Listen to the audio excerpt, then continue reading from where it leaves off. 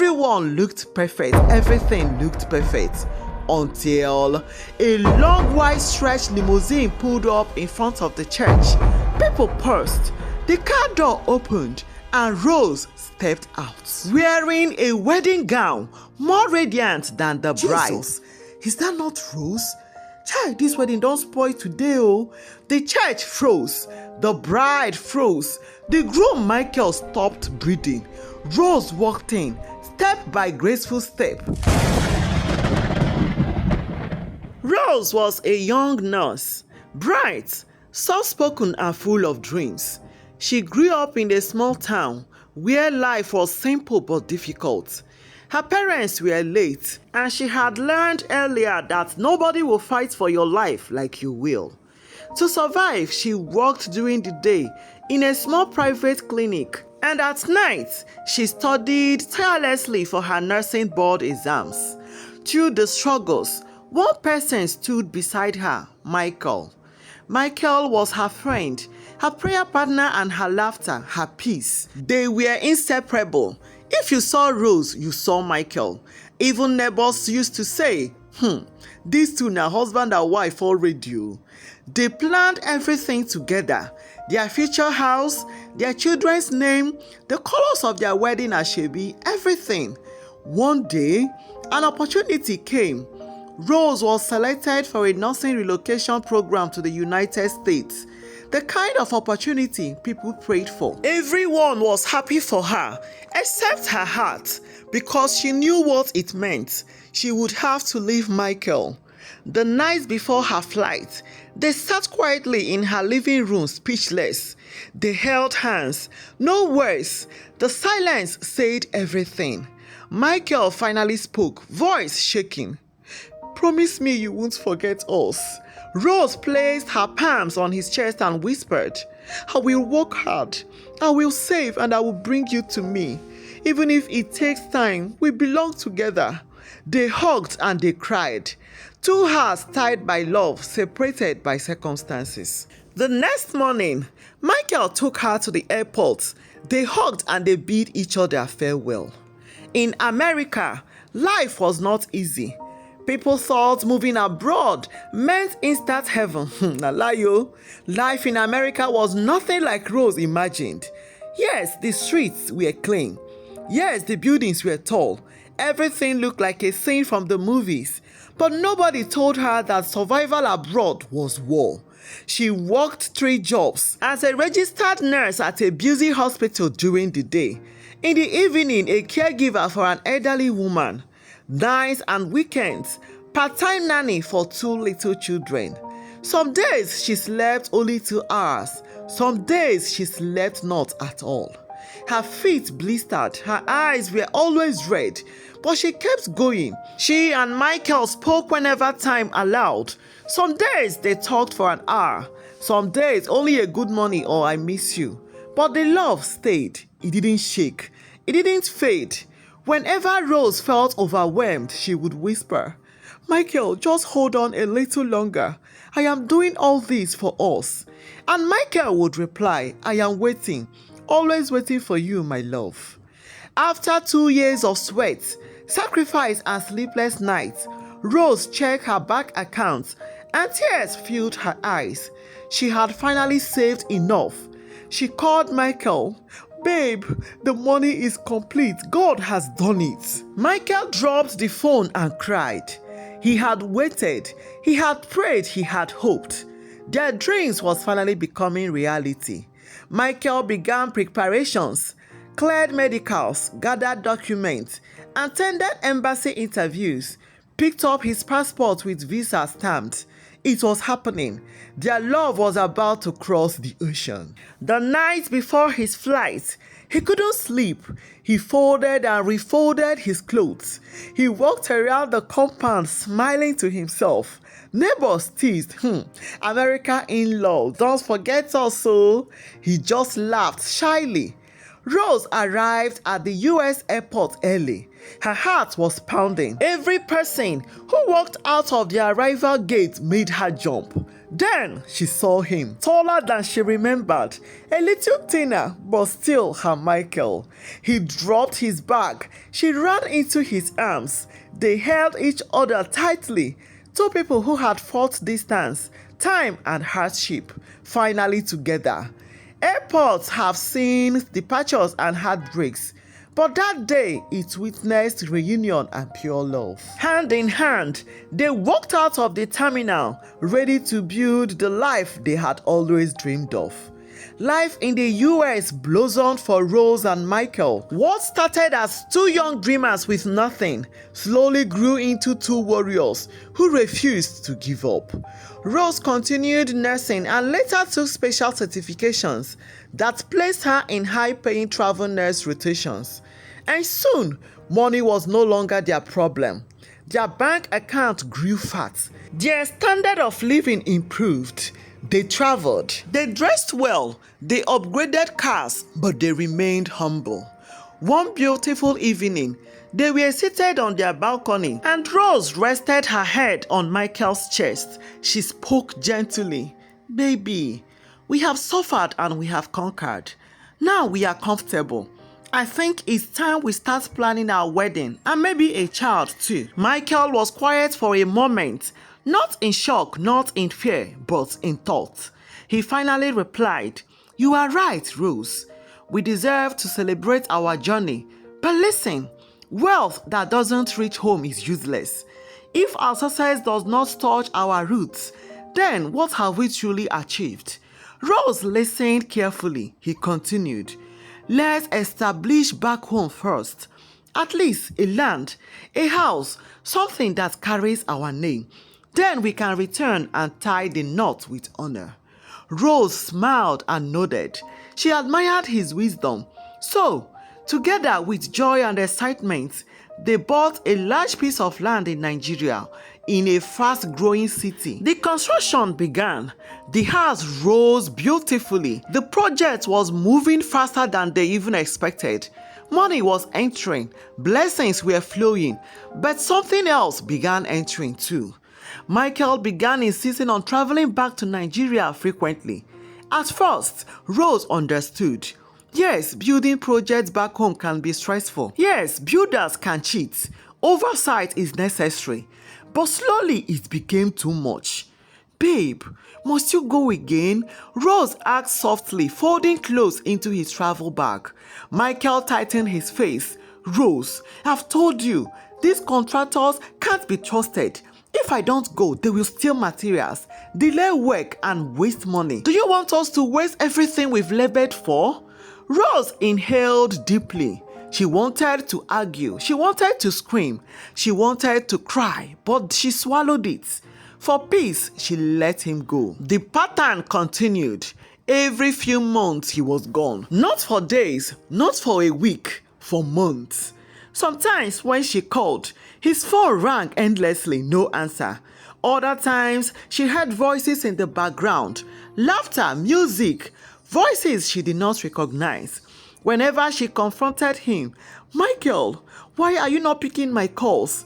Why do you sound distracted?" Michael would snap. "Rose, I am doing this for us, so I am doing this for you. Do you want me to abandon the building? Do you want people to laugh at us in Nigeria that we traveled abroad and came back with nothing?" His words cut like blade, and she kept bleeding silently. One day, the hospital ward was busy. Monitors beeping, nurses pacing, patients calling. Rose was adjusting the drip for an elderly patient when her phone vibrated in her pocket. She glanced at the ID. It was Peter, Michael's closest friend from Nigeria. Her heart skipped. She immediately stepped out into the hallway to answer. "Peter, is everything okay? How is Michael? Did something happen?" Her voice trembled. Peter inhaled deeply, then spoke softly. Calm down, Rose. Nothing has happened to him. He is fine." But the shakiness in his voice said otherwise. "Then why are you calling me like this? Are you sure Michael is okay?" There was a long silence. Too long. Peter's voice came out heavy, almost painful. Rose, I just called to check on you. I hope you are doing okay. You have tried for Michael. More than tried. Rose frowned, confused. Peter, what are you saying? Talk to me, please. Peter sighed again. This time he did not hold back. I cannot watch him do this to you. I cannot let you suffer in darkness. Rose's heart began to race. Her grip tightened around the phone. Do what to me? Peter swallowed hard. Michael is getting married. The wedding is in 2 weeks. To a girl he met a few months back. The world stopped.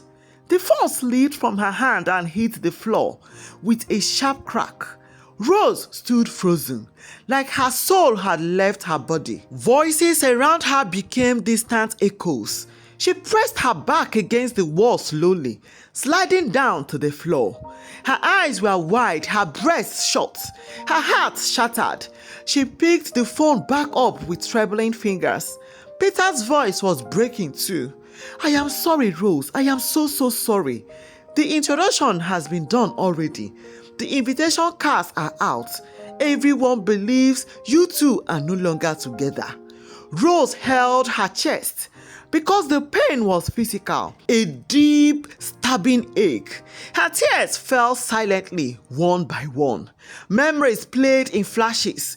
Their late-night calls, his laughter, the airport reunion, their dreams, their plans, the hours she walked with burning feet, the money she saved, the promises she believed, and now wedding to someone else. After everything, she tried to stand. Her legs failed. She tried to speak. No words came.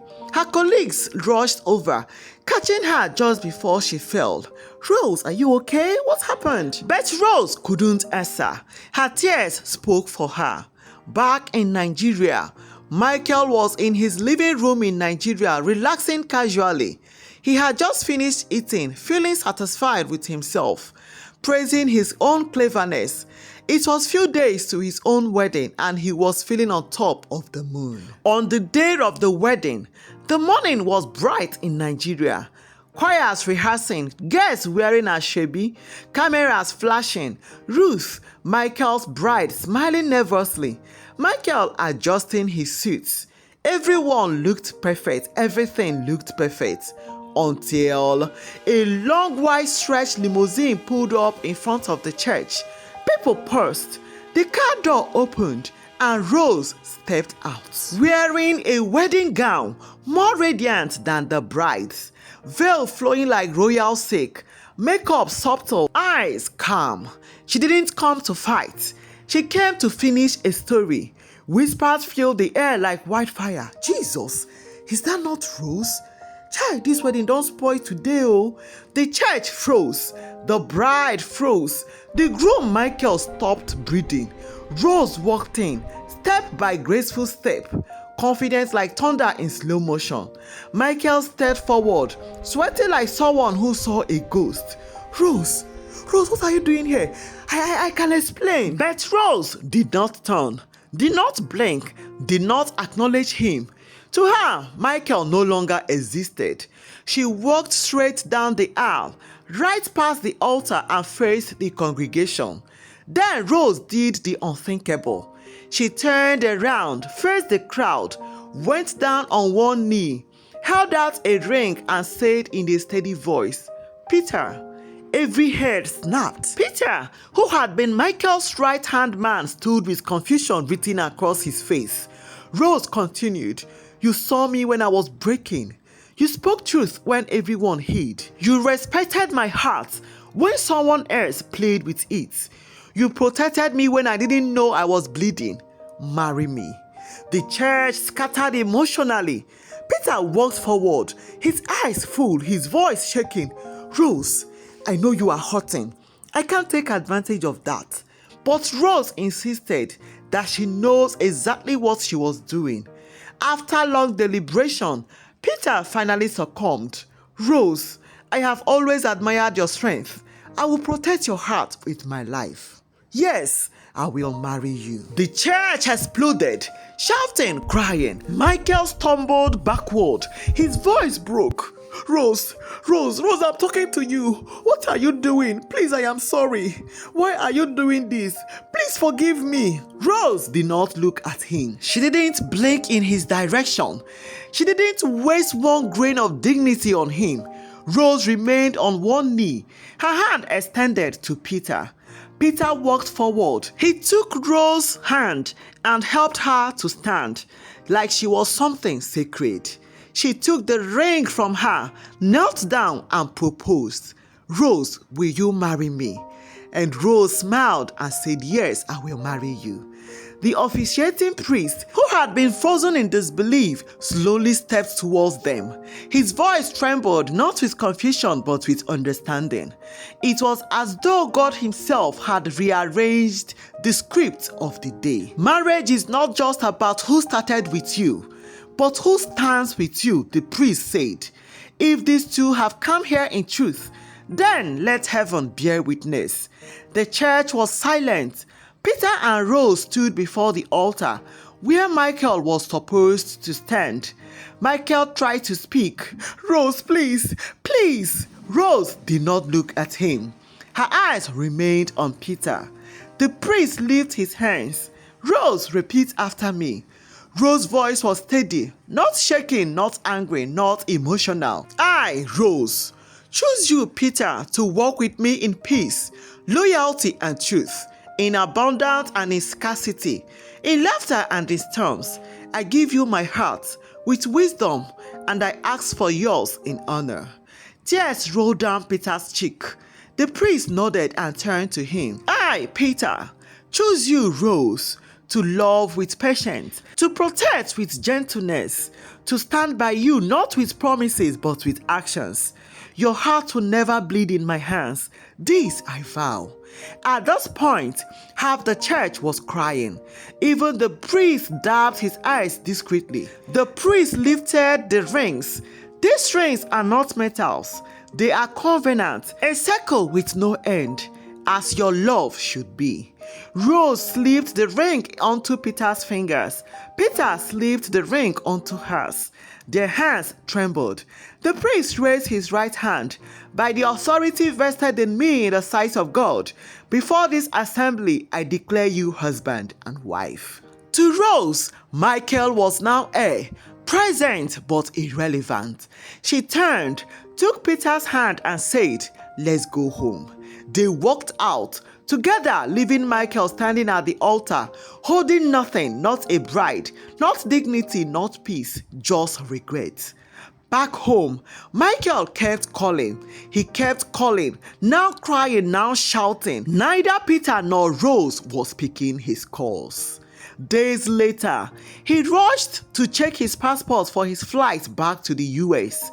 His hand froze, stamped clearly in red ink. Visa cancelled, entry denied. His world collapsed. He tried calling Peter, number blocked. He fell to the ground, chest tightening. For the first time he understood. He did not just lose a woman. He lost destiny. He lost favor. He lost his future. The news of Rose's grand wedding did not just spread. It scattered across the whole community like wildfire. People whispered when Michael walked by. Old women shook their heads. See what greed can cause. He had a diamond and threw it away. Michael could not lift his head. The mansion he and Rose were building together, the pride of the streets, the house everyone held as the American returnee home, Rose had sold it, legally, quietly, effortlessly, because her name was on every document. By the time Michael heard the news, the new owner had already plastered fresh paint on the gate. Michael panicked. In fear, he ran to the bank and withdrew what was left of his savings, shaking, sweating, confused. Ruth, the girl he planned to marry, held him and whispered, "Don't worry, my love. Everything will be fine. We will build again. I'm here. With this money you still have with you, I know we can build something great out of it. She prepared bath water for him. She massaged his back softly to calm him down. Michael stepped into the bathroom, trying to wash away the weight of his world. While Michael was in the bathroom, she took the remaining money he had. She took the gold chains and wristwatches he valued so much, and she zoomed off. When Michael came out, the house felt empty. Too empty, he opened the drawer empty. He checked his accessories. He checked his money, gone. Reality hit him like cold water. His knees softened. His breath disappeared, his vision blurred, he collapsed. The domestic staff heard the heavy thud and shouted, "Help! Help! Oh! Oga don faint oh!" They rushed him to the hospital. Machines beeped. Doctors walked, nurses rushed. He survived, but not the same. The doctors delivered the news. His nerves suffered severe shock trauma. He may never walk again. Michael was paralyzed, not by curse, not by Rose, not by Peter, but by the weight of his own decisions. He was placed in the foster home. No family came, no friends came, not even Ruth, the one he betrayed Rose for. They all disappeared. He was taken to a long-term foster facility where nurses cared for him.